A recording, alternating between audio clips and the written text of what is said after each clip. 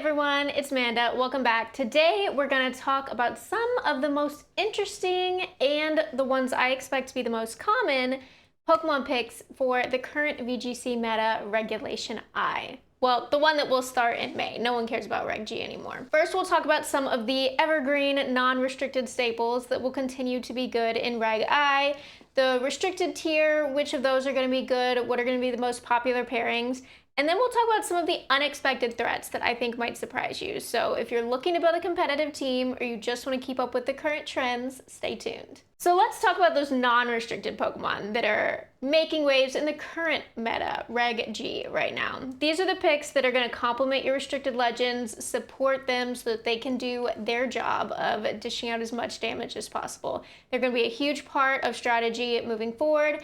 But of course, let's talk about the big ones first. Obviously, Incineroar is going to be a staple that will stay relevant. You may not have realized this yet, but with 2 restricted Pokemon on the field and only 1 clear amulet allowed, it's going to be easier than ever to intimidate your opponent's physical restricted Pokemon, right? Because if your opponent picks 2 physical restricted Pokemon, they can only put a clear amulet on 1 of them.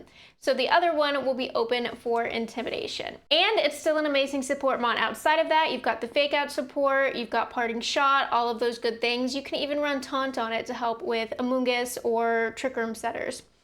So it's still going to be a must-have in a lot of matchups, and you will have to respect it. Next up is, of course, Rillaboom. With its Grassy Surge, Rillaboom lets you control the terrain, which is especially helpful against Miraidon. You've also got that fake-out support again, and you can still apply solid offensive pressure, especially against threats like Kyogre that are already weak to it.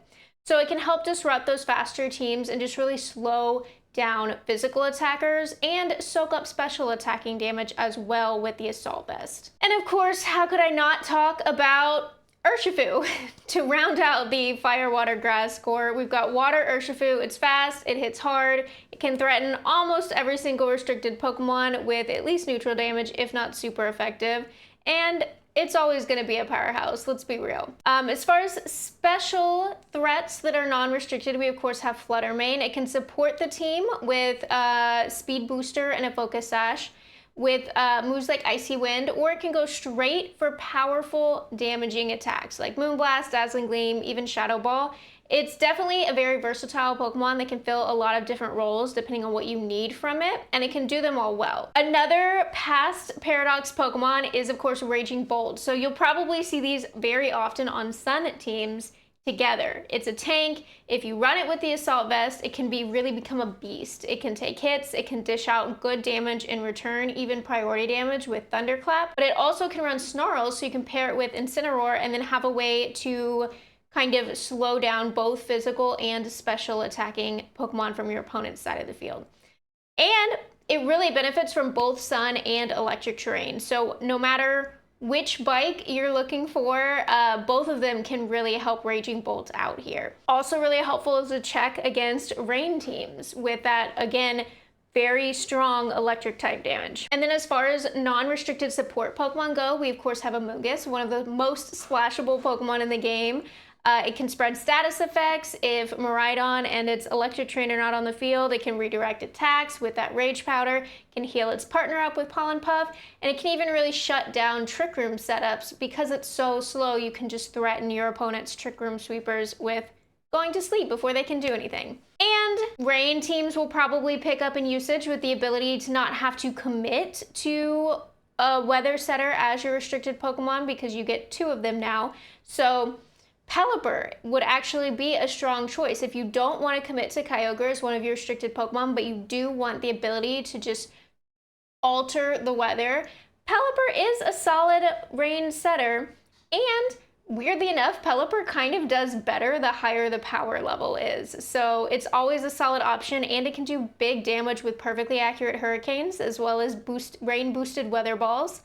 Plus, not to mention, if you end up with the weather not in your favor, having a different type weather ball could also be useful depending on the situation. So let's talk about the restricted Pokemon. So in a double restricted format, it's way easier to fit in some of the lower power, more weird restricted Pokemon because the pressure isn't all on just your one restricted Pokemon to carry the team. So for instance, we'll probably see more of Zamazenta and Lunala. They've both had some success in the single restricted format, but I think they'll have even more success now in a double restricted format. They both have Wide Guard to protect against spread moves. A lot of the restricted Pokemon have very powerful spread moves that you'll want to be able to block. And aside from that, Lunala's Meteor Beam or Body Press on +1 defense Zamazenta can still catch opponents off guard with big damage as well. But if we're talking about underrated picks that I think may see a big spike in usage now that we can have 2 restricteds on our team, I would put my money on Ho-Oh. It has a really good matchup against other restricted Pokemon. It can burn physical opponents while still dealing good damage, especially on a Sun team. And it offers Tailwind support. So I would bet we will see more Ho-Ohs on Sun teams paired with a Pokemon like Groudon or Koraidon as a secondary restricted. And while we're at it, let's talk about Groudon. So alone, it can be kind of underwhelming. We've kind of seen Koraidon pick up more as the Sun setter of choice. But when you pair it with other legendaries, it can unlock a whole new level of synergy, right? Let's take Ho-Oh, for example. Ho-Oh is a flying type, so paired with Ho-Oh, Groudon doesn't necessarily have to rely on the inaccurate Precipice Blades to deal that stab ground type damage. It can run Earthquake instead.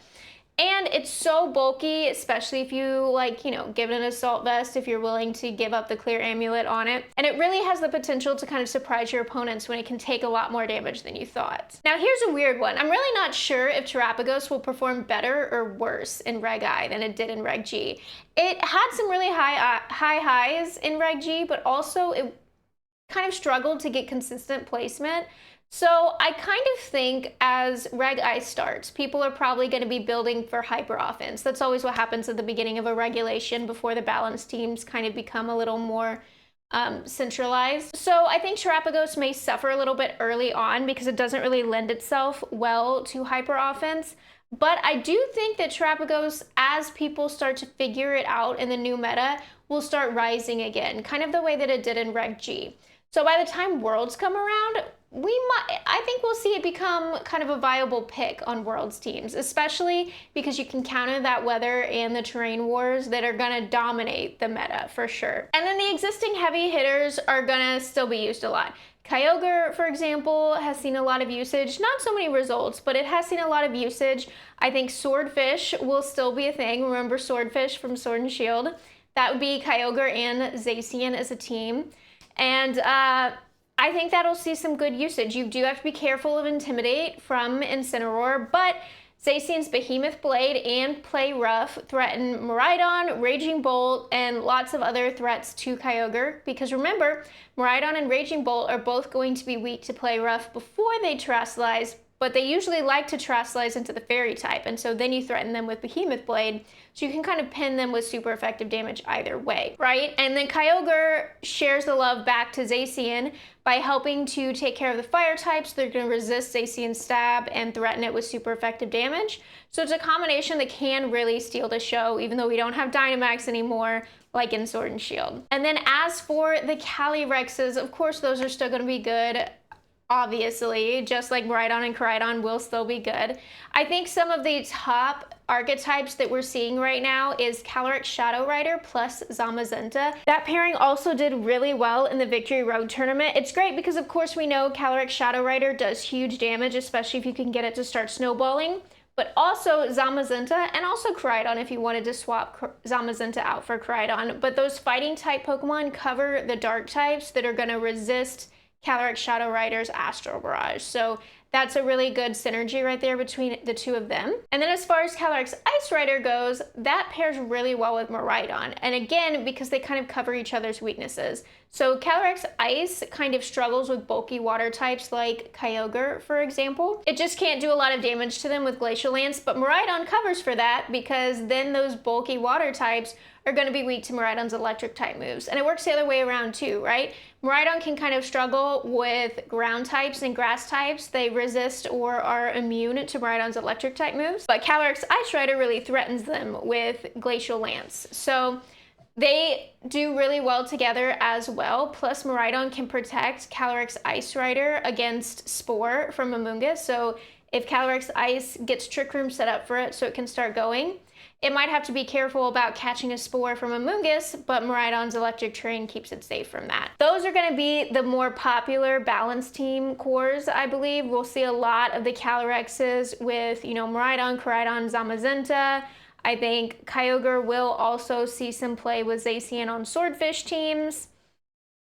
But there are some kind of more unexpected non-restricted picks that I think might jump as well. I think Sun teams will jump for sure, and with that, Chi-Yu is going to see its stocks go up here at the beginning of Reg I. I don't know how long it'll stay popular, but I think right now, the beginning of Reg I, with the prevalence of Sunsetters, I think Chi-Yu is going to be a good pick for those Sun teams, and it's also a really good counter against Pokemon like Zamazenta, Lunala, Calyrex Shadow Rider, even Calyrex Ice Rider, right? All of these Pokemon, Chi-Yu is super effective against them with its stat moves. So I think we'll see Chi-Yu on the rise as well to help deal with some of those big threats. So that's it for me, folks. Whether you're looking at those non-restricted staples like Rillaboom and Sin, Urshifu, Fire, Water, Grass core.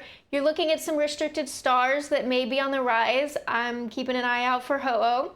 Or you're looking for some unexpected threats to catch the meta by surprise. It's looking like Reg I may bring some much needed diversity into the VGC scene. So what are you the most excited to try out? Send me some teams, let me know what cores you've been experimenting with, and don't forget to leave a comment below and like and subscribe so you can see more VGC content. I'll see you next time. Bye!